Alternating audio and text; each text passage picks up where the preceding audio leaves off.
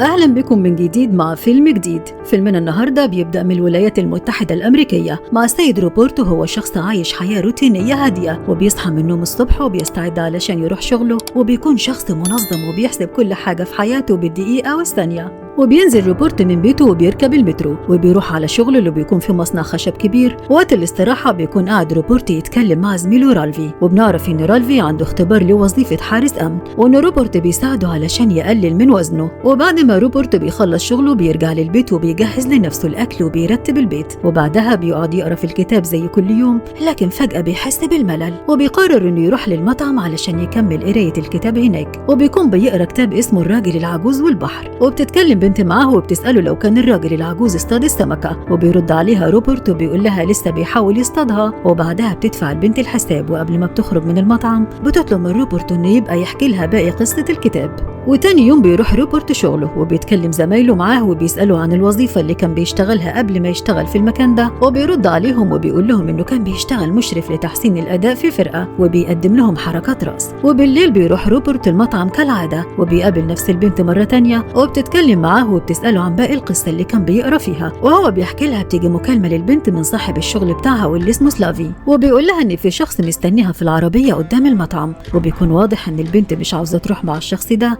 لكن سلافي بيجبرها لان ده شغلها. وبتخرج البنت من المطعم وهي مجبرة وبتركب العربية مع الشخص اللي مستنيها. وتاني يوم الصبح بيكون روبرت بيساعد زميله رافلي في التمارين. وبالليل بيروح المطعم يقابل البنت وبيقدم لها طبق حلويات، وبيلاحظ في اثار للضرب على وشها. وبتقعد البنت وبتتكلم معه وبتتعرف عليه وبتقول له ان اسمها إلينا. وساعتها بيسألها روبرت عن اثار الضرب اللي موجودة في وشها، وبيفهم منها ان الشخص اللي قابلته امبارح هو اللي ضربها. وبتديله إلينا اسطوانة عليها اغاني اللي مسجلها بصوتها وبتطلب منه انه يسمعها. وبيقول لها روبرت انها ممكن تسيب الشغل ده وتشتغل اي حاجة تانية هي بتحبها، لكن إلينا بتقول له ان ده صعب جدا انه يحصل. وبعدها هي بتسأله عن مراته فبيحكي لها انها ماتت، وانه بيحب يقرا الكتب زي ما مراته كانت بتعمل. وبيفضلوا يتكلموا هما الاثنين وبيتعرفوا على بعض اكتر. وبعدها بيتمشوا في الشارع وفي الطريق بتقابلهم عربية وبينزل منها سلافي اللي إلينا بتشتغل عنده، وبيتكلم معاها وبيضربها بسبب انها مش بترد عليه لما بيتصل عليها. وساعتها روبرت كان عايز يساعدها، لكن لاحظ ان الحرس اللي مع سلافي معاه مسدس. وبعدها سلافي بيتكلم معاه وبيديله الكارت بتاعه علشان لو عاوز اي بنت من اللي بيشتغلوا معاه.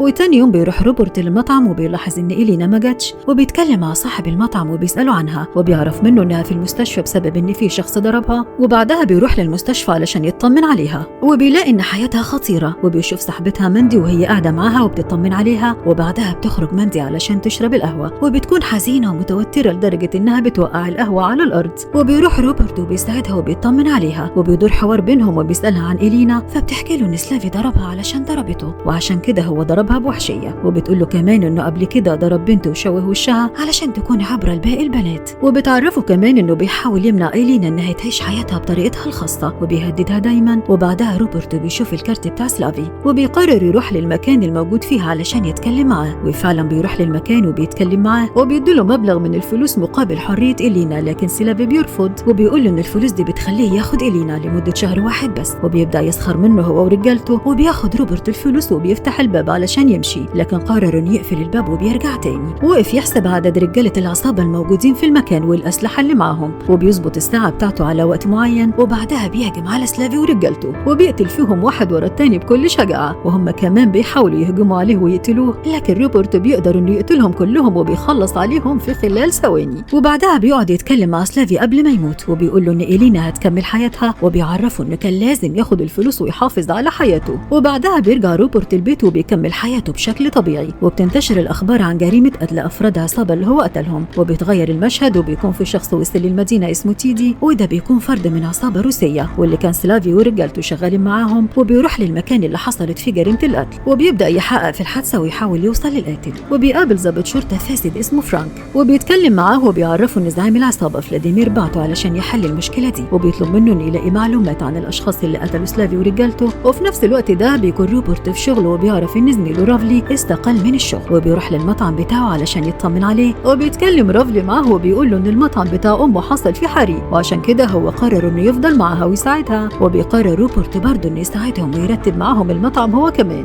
وبعدها بيتغير المشهد وبيكون تيدي مع فرانك رايحين يقابلوا زعيم عصابة اسمه جون علشان يحاولوا يعرفوا اي معلومة عن اللي قتل سلافي ورجالته. ولما بيوصلوا للمكان بيتكلم تيدي مع جون وبيلاحظ انه بيسخر من الروسيين. ساعتها تيدي بيتعصب وبيهجم عليه وبيضربه بكل قوته وبيفضل يضرب فيه لحد ما بيخلص عليه. وبيحاول رجال جون انهم يخلصوا على تيدي لكن فرانك بيضرب عليهم نار وبيخلص عليهم. وبعدها بيتكلم مع تيدي وبيتخانق معاه بسبب اللي حصل، لكن تيدي بيقول له انه عمل كده علشان يبعت رسالة لباقي العصابات ويبلغهم انه موجود في المدينة. وفي نفس الوقت ده بيتكلم روبرت مع رافلي وبيسأله عن سبب الحريق اللي حصل في المطعم، وبيرد رافلي عليه وبيقول له ان غالبا حصل بسبب اسلاك الكهرباء. وبعدها بيتغير المشهد وبيكون تيدي مع ماندي في العربية وبيسألها عن مكان إيلينا، لكن ماندي بتكذب عليه وبتقول له انها ما تعرفهاش. وبعدها تيدي بيكون موجود في بيته وبيتكلم مع زعيم العصابة وبيقول له انه كل العصابات ما تعرفش حاجة عن جريمة القتل اللي حصلت لسلافي ورجالته، وان الشخص اللي عمل كده هو اكيد قاتل محترف وهو هيحاول يوصل له. وفي نفس الوقت ده بيكون في 2 ضباط شرطة فاسدين موجودين في مطعم رافلي وبياخدوا منها فلوس، وهنا بنعرف ان هم اللي عملوا الحريق اللي حصل في المطعم بتاعها بسبب انها اتأخرت في دفع الفلوس ليهم. ولما بيخرجوا من المطعم بيكون روبرت مستنيهم وبيتكلم معاهم وبيعرفهم انه معاه فيديو بيثبت جريمتهم وانهم حرقوا المطعم وبياخدوا فلوس من الناس. ساعتها بيحاولوا انهم يهجموا عليه لكن روبرت بيضربهم وبيفكرهم انه واجبهم انهم يحققوا العدالة والامن، وبيهددهم انهم لو ما رجعوش كل الفلوس اللي خدوها من الناس هينشر الفيديو اللي معاه. وتاني يوم فعلا بيروحوا هما الاثنين يرجعوا الفلوس للناس ومن ضمنهم رافلي اللي بتفرح جدا. وفي نفس الوقت ده بيكتشف تيدي ان ماندي كانت بتكذب عليه وبيتكلم معاها وبيعرف منها انها زارت إيلينا في المستشفى وان كان في راجل تاني بيزورها وبيطمن عليها، وبعد ما بيعرف منها الحقيقة بيقتلها وبيخلص عليها. وبيتغير المشهد وبيكون رافلي رايح يقابل روبرت وباقي زمايله وكلهم بيحتفلوا بيه بعد ما نجح في الاختبار وبقى حارس امن. وفي مشهد تاني بيكون تيدي وصل لصورة روبرت وهو داخل المكان اللي سلافي ورجالته اتقتلوا فيه وبيبدأ يشك انه هو اللي عمل فيهم كده وبيقرر انه يراقبه. وفي نفس الوقت ده بيكون روبرت في شغله وبيلاحظ ان في مجرم بيهدد زميلته جيني بمسدس علشان يسرق الفلوس بتاعتها، وبيفتح الدرج وبيديله كل الفلوس. وكمان بيحاول المجرم انه ياخد خاتم جيني او اللي بيكون هدية من امها، وبيتكلم روبرت معاها وبيطلب منها انها تديله الخاتم. وفي نفس الوقت ده بيقدر يحفظ تفاصيل المجرم وشكله وبيسيبه يخرج من المحل وبيروح وراه وبيعرف رقم عربيته. وتاني يوم بتفتح جيني الدرج وبتلاقي الخاتم بتاعها موجود فيه، وبيرجع روبرت المطرقة اللي خدها في مكانها بعد ما قدر ينتقم من المجرم اللي سرقهم.